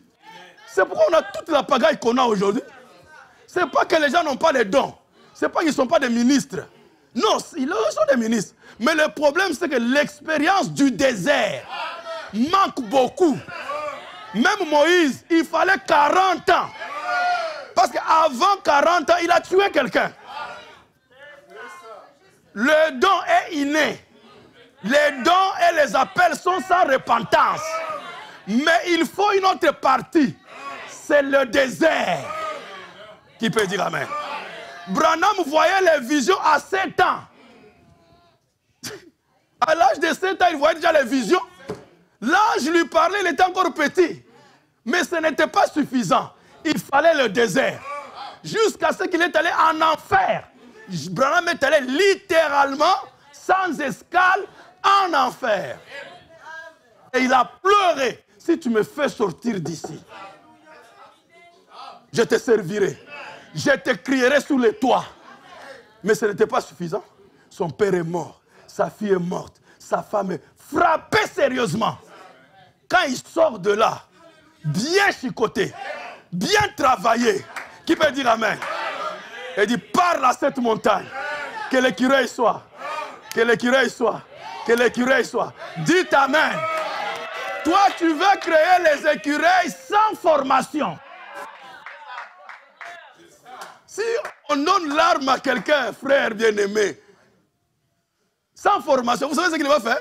La première personne qu'il va tirer, c'est celle qui lui a donné l'arme. Le chef. C'est pourquoi avant qu'on donne l'arme, on doit former quelqu'un. La formation commence par détruire ton moi. On doit t'apprendre ici que ta volonté ne compte plus. Toi, tu es une machine. Quand on dit gauche, c'est gauche. Droite, c'est droite. Le moi doit disparaître ici. C'est pourquoi j'aime conduire les militaires. Parce qu'ils sont bien, ils connaissent l'ordre. Pas les civils désordonnés. Moi, je connais. Un militaire, mais c'est une généralité. Mon pasteur. Vous lui parlez, oui, pasteur. Il va faire les choses comme un enfant. C'est la formation. On a brisé. Parce qu'avant qu'on lui confie l'arme, on doit savoir que ce monsieur ne va pas tuer les gens. C'est ça qu'on appelle l'image.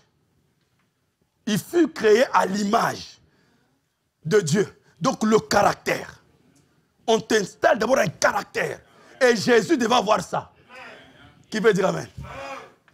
Dieu savait que si Joseph devient premier ministre sans caractère, ça sera satanique. Vous voyez, quand il a commencé avec les visions, il était tout fier là. Oh, j'ai vu les lunes tomber à mes pieds, j'ai vu les gerbes. Mais il ne savait pas qu'entre les gerbes et là où il était, il y avait le désert. Qu'est-ce que vous êtes allé voir au désert? Jésus a posé la question. Quand vous allez voir au désert? La formation. Manu militari. Parce que vous devez être engagé dans l'armée céleste. Et on ne va pas engager dans l'armée céleste des indisciplinés. Mais aujourd'hui, il y en a plein dans l'église. Comment on peut critiquer un pasteur? Même les dénominationnels ne peuvent pas faire ça. Mais aujourd'hui, dans l'église, c'est possible.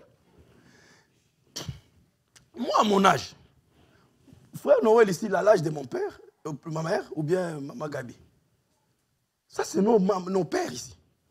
Mais parce que c'est là, vous commencez à lui parler comme si... Parce qu'on s'appelle des frères.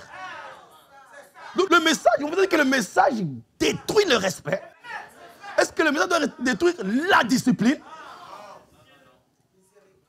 C'est plutôt, ça devait accentuer. On parle des pasteurs comme si c'était leurs amis. Oh, mais le pasteur l'a fait ceci. Hey. C'est parce que c'est les pasteurs eux-mêmes indisciplinés qui ont entraîné leur croyance. Parce que quand tu insultes un papa devant tes enfants, demain les enfants vont répéter ça.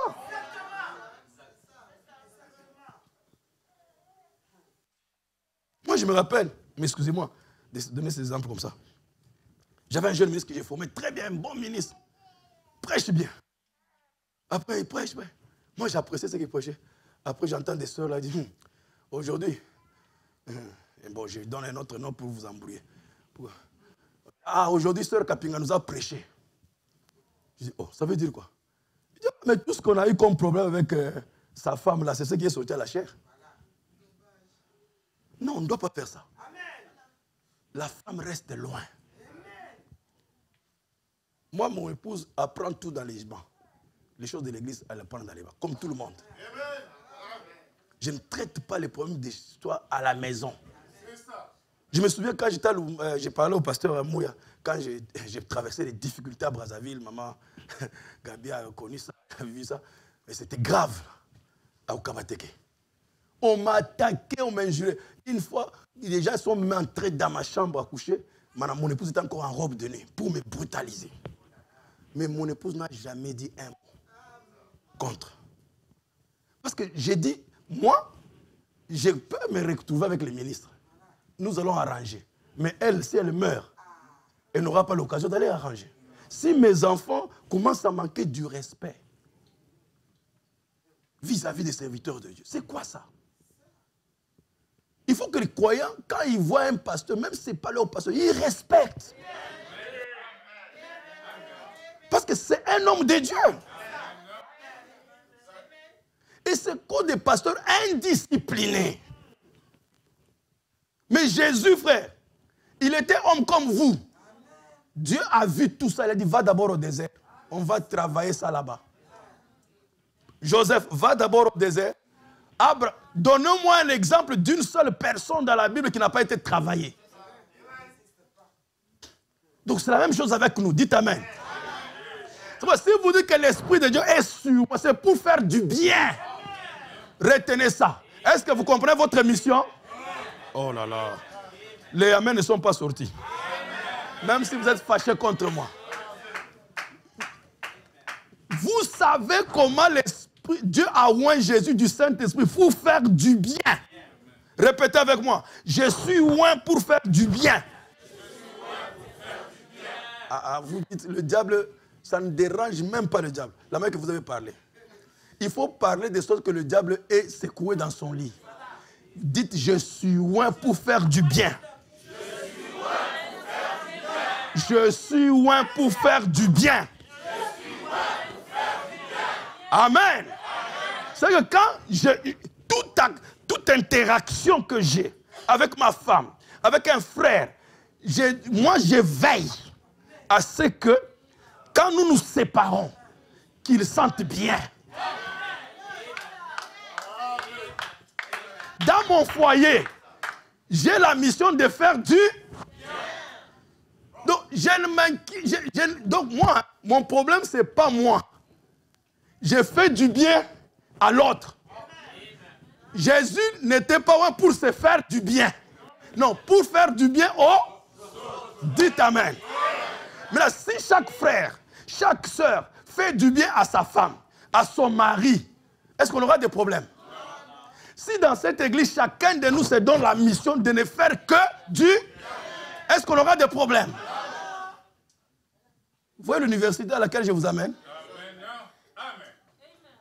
C'est bon l'université en question? Mais vous allez recevoir des beaux diplômes. Dites Amen. Vous devez être des experts en bien. Docteurs en bien. Pour la première fois, on verra sur la terre des masters en bien. Quelqu'un qui est spécialisé à faire du... Alléluia. Amen. Donc, moi, je vais me mesurer à la manière que le degré de bien que j'ai pu faire aux gens. C'est là où je vois est-ce que j'ai bien travaillé ou pas. Le labo, c'est moi-même. Le labo expérimental, c'est moi-même. Je le trimballe. Quand j'interacte avec quelqu'un, hein, quand on cause, on fait quelque chose, peu importe, à la fin, quelle marque je laisse sur la personne? Est-ce que je laisse du bien?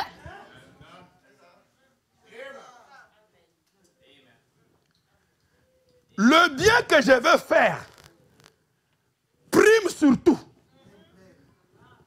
Moi, même si ça me fait du mal, mais du moment où j'ai fait j'ai accompli ma mission. Je ne fais pas du bien parce que j'en reçois du bien. Jésus n'était pas né, non. C'est pourquoi quand on le frappe, il dit je vous pardonne. Parce que lui, c'était faire du... Chacun accomplit sa mission. Je m'appelle quelqu'un, m'avait envoyé un adage là, peut-être beaucoup d'enfants disent, qu'il y a un monsieur qui voulait aider un scorpion qui s'est noyé. Et quand il veut mettre la main, le scorpion le pique. Il remet encore la main. Le scorpion le pique. Alors quelqu'un dit, oh, mais ce gars-là, ça fait plus de 10 fois qu'il ne fait que te piquer, tu veux le... Laisse-le. Il dit non, lui il fait son travail. Moi aussi je fais le mien. Chacun de nous fait son travail. Son travail c'est me piquer, mais mon travail c'est l'aider à sortir. Qui peut dire amen? Insultez comme vous voulez. Ce n'est pas mon problème. Moi je dirais seulement du... Alléluia! Oh, sœur, on ne fait que te critiquer. Et mais tu ne réponds pas. Mais je vais répondre quoi? Ma réponse, c'est que Dieu les pardonne. Je les aime. Je les apprécie. Qui peut dire amen? Et ils doivent être là. Pourquoi ils parlent contre moi? C'est pour me tester. Pour voir si je vais faire mon travail. Parce que s'il n'y a pas, on ne me fait pas du mal, comment est-ce que je ferai du bien?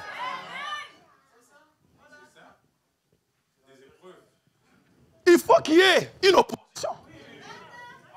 Si je suis avec des gens comme vous qui m'aimez, comment je vais démontrer le bien? Non, je vous fais le bien parce que vous m'aimez.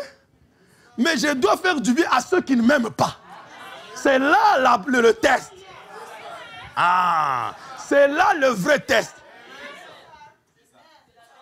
Là, c'est un haut diplôme. Qui peut dire amen? Nous allons y arriver. Qui peut dire amen? Est-ce que vous le croyez?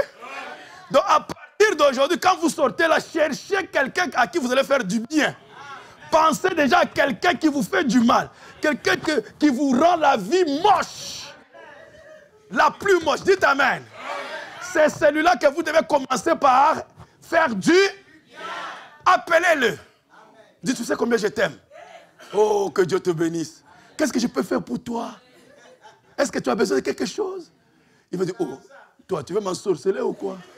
Il dit exactement, mais dans le bon sens. Qui va dire amen?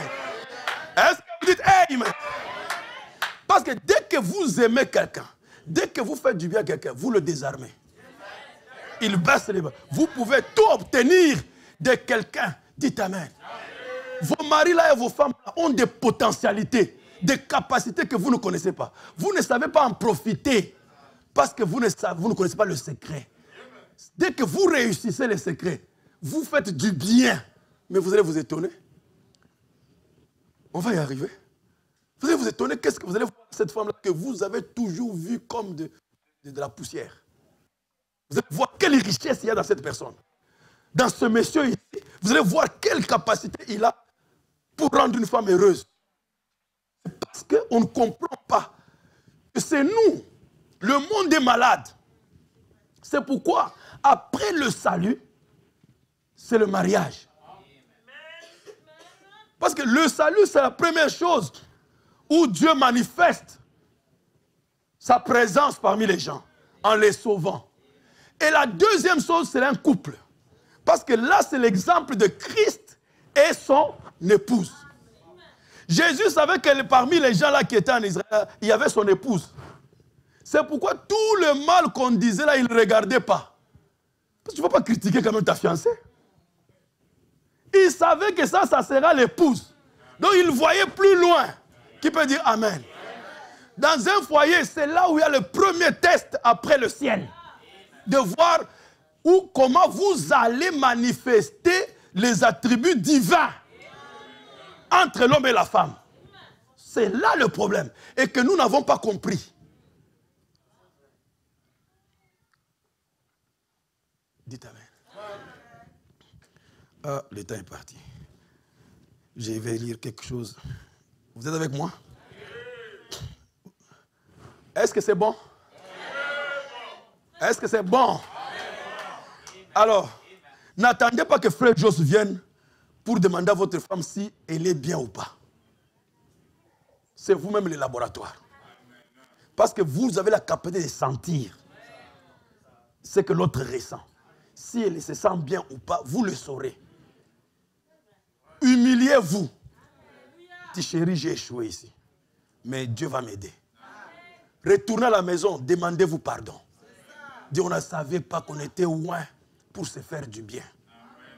Ne faites pas aussi les biens pour recevoir un retour. Ça, c'est de la tricherie. Dieu n'aime pas des tricheuses et des tricheurs. Faites les biens sans attendre quelque chose en retour.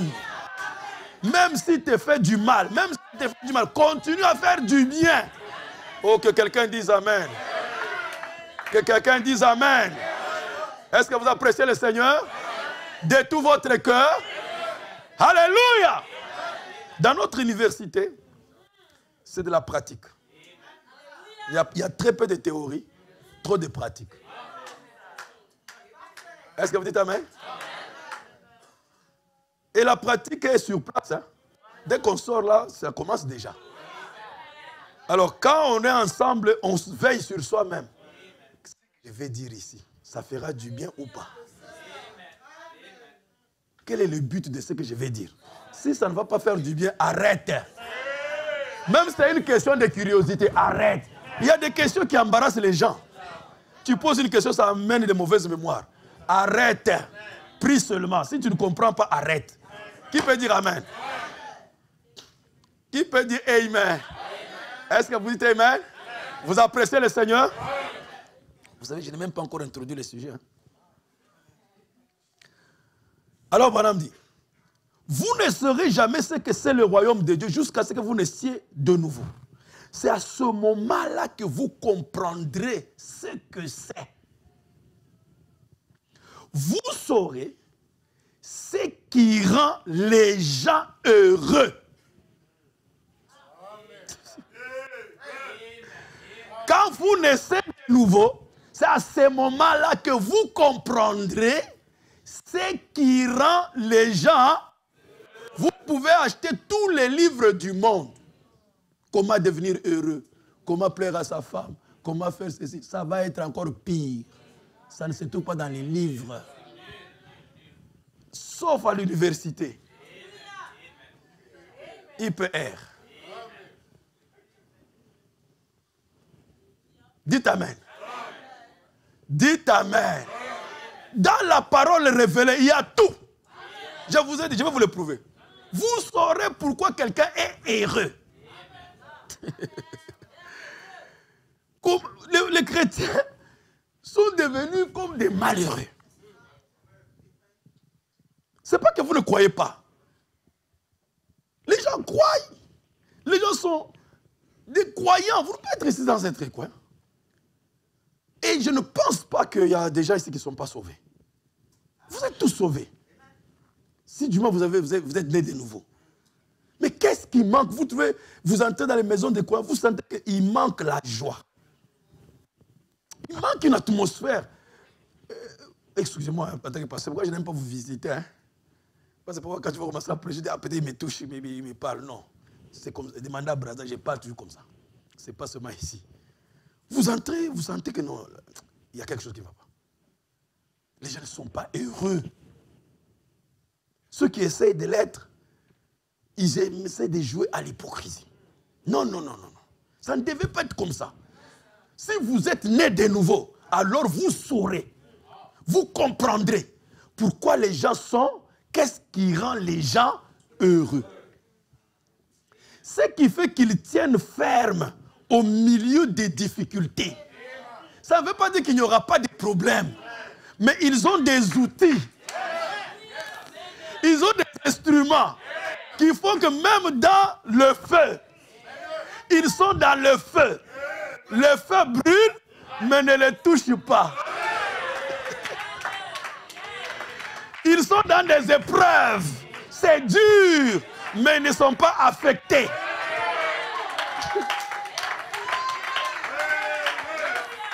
Il n'a pas d'argent, mais malgré le manque d'argent, mais il est heureux. Amen. Il est malade, mais malgré la maladie, il est heureux. Qui peut dire amen? Qui peut dire amen? Le mari l'a quitté, mais malgré cela, elle est heureuse. Qui peut dire amen? Qui peut dire amen? Est-ce que vous le croyez? C'est en naissant de nouveau que Dieu vous transmet ses secrets. Et vous devenez maître de chaque circonstance. Difficulté ou pas difficulté. Argent ou pas argent. Épreuve ou pas épreuve. Je suis toujours dans la joie. Alléluia.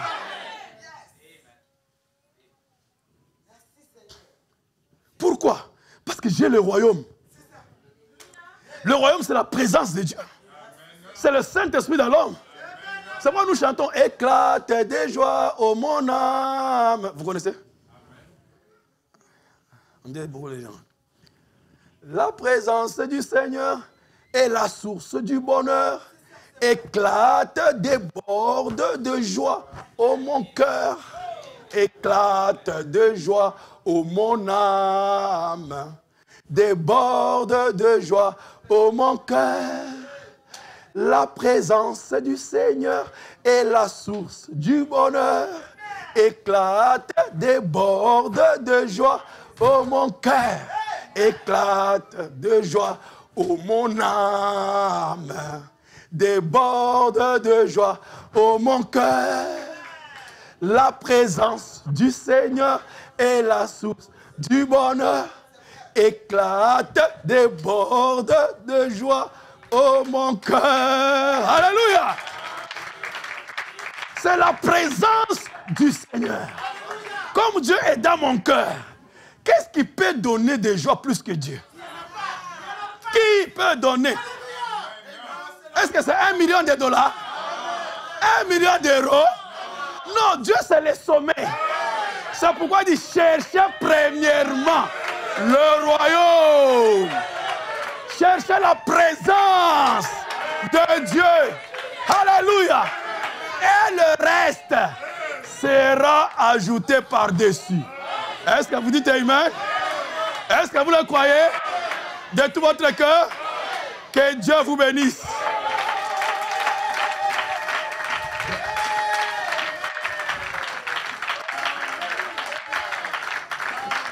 Alléluia. Alléluia. Merci Jésus. Merci Jésus. Alors mettons-nous debout, les musiciens. Si vous avez retenu le cantique, alors on va chanter. Éclate.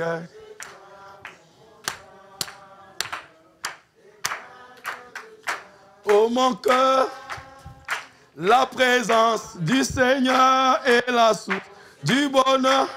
Éclate, déborde de joie. Éclate de joie, ô mon âme. Déborde de joie, ô mon cœur. La présence du Seigneur est là. Ok, c'est bon. Maintenant, je vais montrer comment on tape les mains.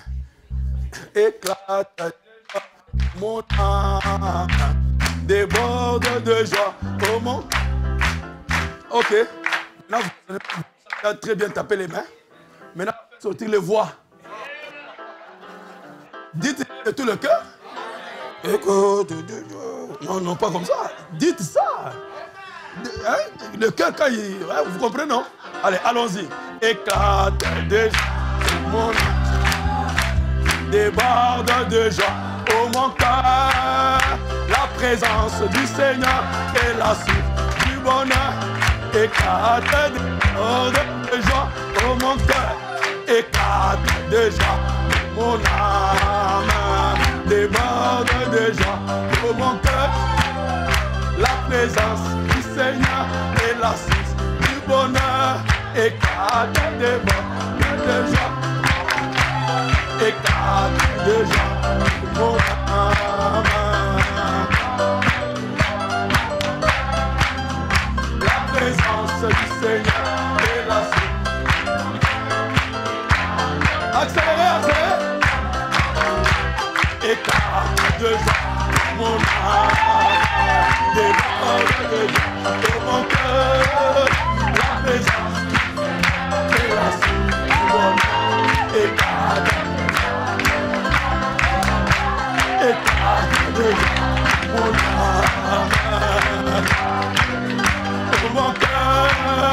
La présence est la source du bonheur. Éclate de joie. Éclate de joie, déborde de joie pour mon cœur. La présence éclate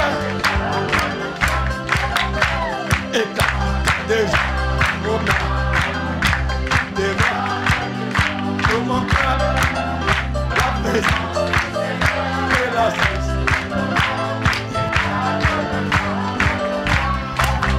Alléluia. Amen. Inclinons nos têtes.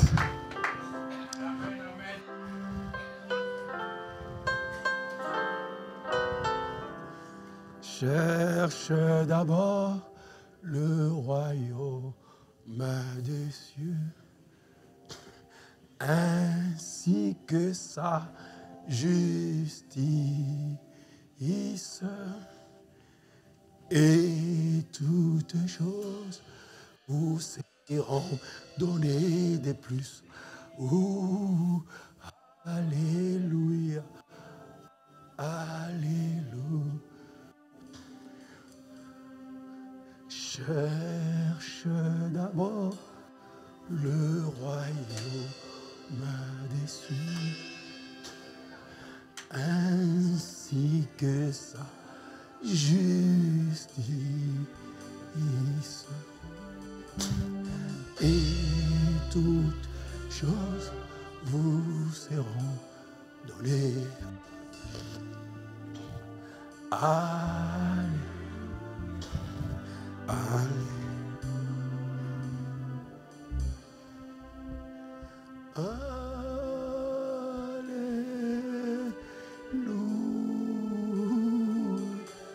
Avec les mains levées.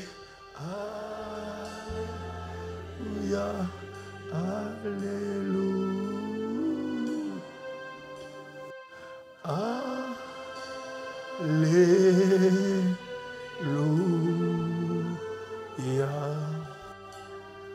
Alléluia. Alléluia. Seigneur notre Dieu, Créateur des cieux et de la terre, donateur de tout excellence. Merci Père de nous avoir parlé ce matin, montrant Seigneur que nous avons été ouverts pour faire du bien. Oh Dieu, et pour être très loin Seigneur, il nous faut l'expérience du désert, traverser les difficultés, les épreuves, pour que nous soyons revêtus, non pas d'une puissance satanique sans caractère, mais de la puissance divine qui est accompagnée d'un vrai caractère. Oh Dieu, pardonne-nous notre ignorance, mais tu savais, Père, qu'en dehors de ce message, en dehors de William Branham, il nous était impossible de saisir ces choses. Mais pourquoi tu l'as envoyé, Père? Parce que c'est lui qui restaure toutes choses. Merci pour ces choses. Merci pour ton peuple qui a reçu ces choses. Je crois qu'ils partent de cet endroit impactés, changés, touchés au fond d'eux-mêmes, transformés pour changer leur foyer, changer leurs époux, leurs enfants, leurs femmes. Ils ont compris que c'est eux qui doivent faire quelque chose. Parce que c'est Jésus qui savait qu'il était au loin. Et il ne pouvait pas travailler contre sa propre mission. Et si cet esprit qui était sur lui n'est pas sur nous, nous ne pouvons pas attendre à la résurrection. Il n'y a pas de résurrection pour nous. Il n'y a pas la vie qui sera restaurée à nous. Il faut que nous ayons le même esprit, la même mission. Faire du bien aux gens, soigner les cœurs brisés, consoler les affligés, libérer les captifs, proclamer l'année de grâce. C'est ça notre vie. Bénis ton peuple. C'est pourquoi nous sommes appelés le corps de Christ. Parce que le même esprit est revenu sur nous. Pour continuer ce que Jésus n'a pas fini dans sa vie, il doit le finir dans ma vie. Donne-moi cette révélation. Dans le nom de Jésus. Bénis chacun de nous. Je crois que tu as rétabli la paix dans les foyers, l'amour dans les foyers, l'équilibre dans les foyers. Quand chacun connaît sa mission, c'est de faire du bien à l'autre. Peu importe ce que moi j'ai subi, ce n'est pas ça le problème. Que l'autre soit bien. J'aurai la récompense dans la présence de Dieu. Dans le nom de Jésus, j'ai ainsi prié. Bénis le service de ce soir. Amen. Que Dieu vous bénisse.